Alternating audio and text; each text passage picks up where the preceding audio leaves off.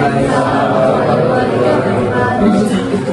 pertemuan kali ini kita membahas materi selanjutnya yang membentuk sudut. Di sini kita bukan pakai PPT dulu karena saya akan memberikan podcast atau video pembelajaran.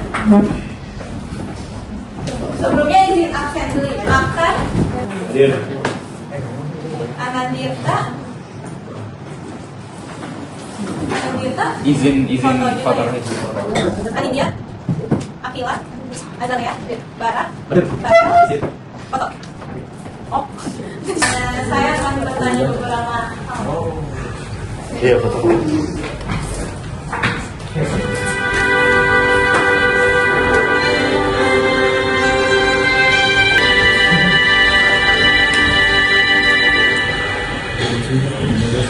Kepler's second law, an imaginary line from the sun to our planet, sweeps on equal areas in equal times. This law of equal areas also applies to the vortices of hurricanes, firestorms, even bathtubs. And at the center of this swirling motion is the law of the conservation of angular momentum. In the 16th and 17th centuries, that brilliant reawakening known as the Renaissance came to an end. And Europe turned its attention to a lively debate on the finer points of Christian theology. That period, known as the Reformation and Counter-Reformation, culminated in the bloody 30 Years' War. During that time, three giants walked the earth. In the long run of history, they would turn out to be more important than all of the bishops and kings put together. The names were Galileo Galilei, Johannes Kepler, and Tycho Brahe. Galileo, of course, we've already met. I'll tell you more about Brahe later. The time now has come to speak of Johannes Kepler.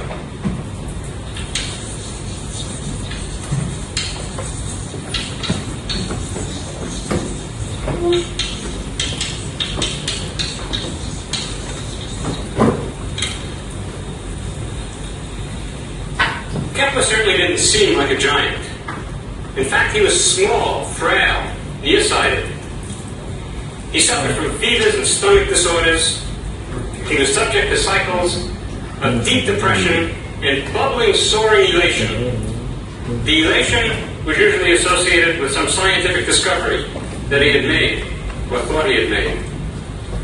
He was also rigorously honest. For example, he described his own mother as being garrulous and bad-tempered, and his first wife as being fat, confused, and simple-minded. And he wrote about his science in the same way. He wrote about how he had done it, about his failures, about his feelings while he was doing it, all of that in addition to what it was he had actually done. That's not at all like the way scientific papers are written today, in which each one seems to be a flawless triumph of inexorable logic, which of course is never true. He was also a mystic. In fact, he was a professional astrologer. In those days, mathematicians had to cast horoscopes in order to make ends meet. Kepler thought that all astrologers were charlatans and frauds, that is, all other astrologers other than himself. He cast his own horoscope, deciding that he had been conceived at 4:07 a.m. on the 16th of May in 1571. Well, he may have been conceived that night, and he may not have been. It was his parents' wedding night, and he was born 7 months later. He was an authentic genius. For example, in the course of resolving a dispute about the shape of wine barrels, he very nearly invented the integral calculus. He also discovered many laws. 3 of them turned out to be correct, and it's for those that we remember him.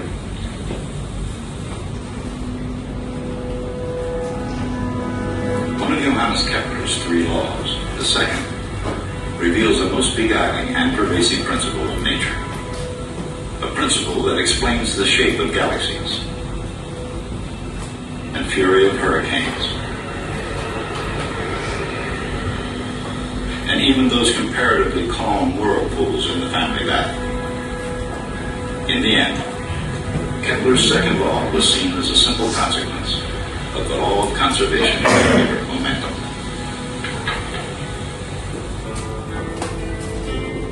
But, in the beginning, his idea was viewed as a way around a body of Greek knowledge cast in stone, an outrage against the accepted anatomy of the universe. Kepler stood up to the classical astronomers, and in doing so, turned his back on almost 2,000 years of collective wisdom. Astronomy, even before medicine, was practiced as the first physical science. In ancient China and Greece, in Babylon, in Alexandria around the birth of Christ.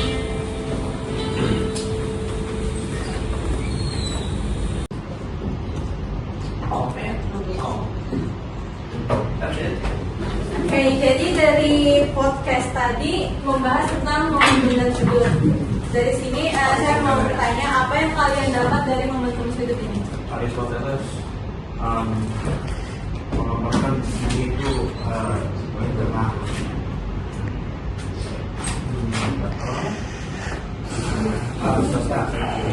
susah ya. So, kalau dari pengertian momentum sudut ini, Momentum sudut itu kalau aku pada nasional dari mulai pemilihan itu berdasarkan sektor yang mengukur jumlah atau gravitasi atau benda yang ya bagus sekali jawabannya. Kalau untuk momentum sudut ini ada terbagi menjadi berapa? jadi momentum sudut ini terbagi dua, itu yang menurut tunggal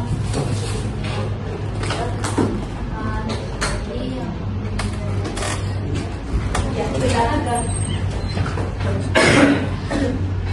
Nah, kan tadi temannya menyebutkan kalau momentum sudut ini terbagi menjadi dua, yaitu yang memiliki partikel atau dan benda tegak. Dari kedua itu ada yang perbedaannya. Kalau tulis partikel itu bisa ada dan gitu. Kalau tidak itu lebih cenderungan ya akan berotasi lebih besar, semakin besar.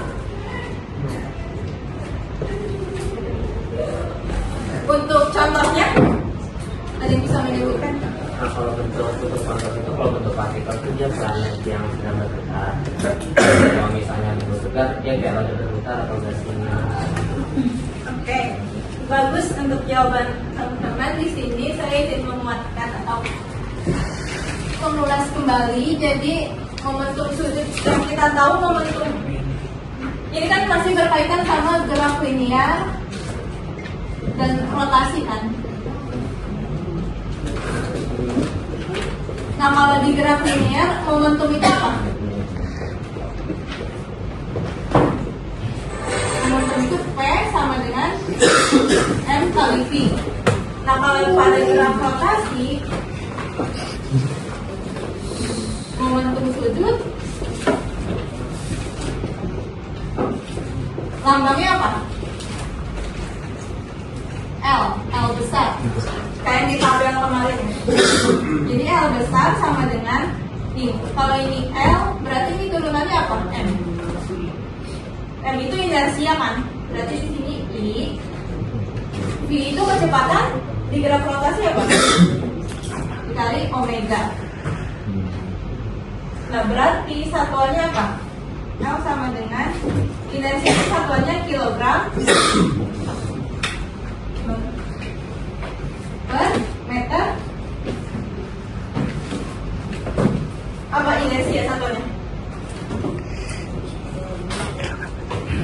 Kilogram per inersia kan?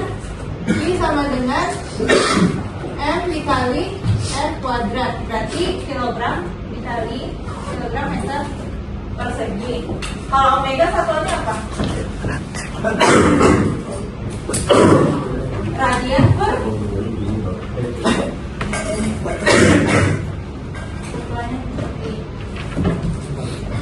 ini. Nah, yang dimaksud benda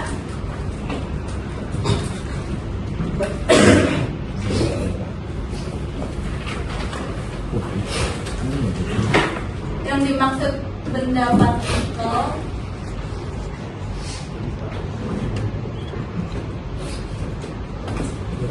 itu dia kayak ini matahari, terus itu ada planet. Ini kan dia mengelilingi.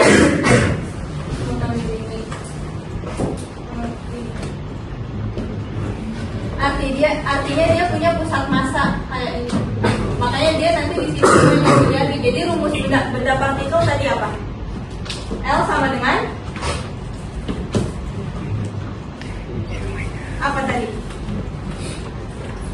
L sama dengan yang benda partikel.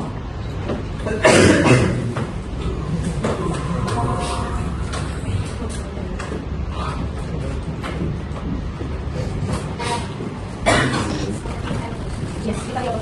Sama dengan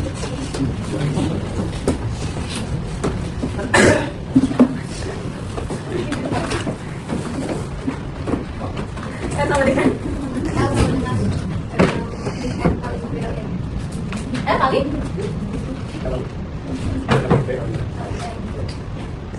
karena dia punya massa, dia punya jari-jari sini kan. Bedanya sama tadi benda tegar. Kalau benda tegar tadi dia contohnya apa tadi benda tegar? Roda berputar kan? Tahu gangsing tahu nggak?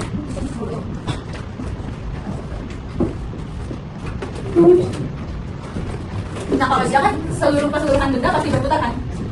Masanya ikut berputar semua, berarti di sini dia L sama dengan kalau benda tegar. Berarti ini dikali omega. Benar nggak dari pengertian tadi? Sampai sini ada pertanyaan dulu nggak? Aman? Ini momentum sudut ini cukup sekian. Jadi saya kurang lebihnya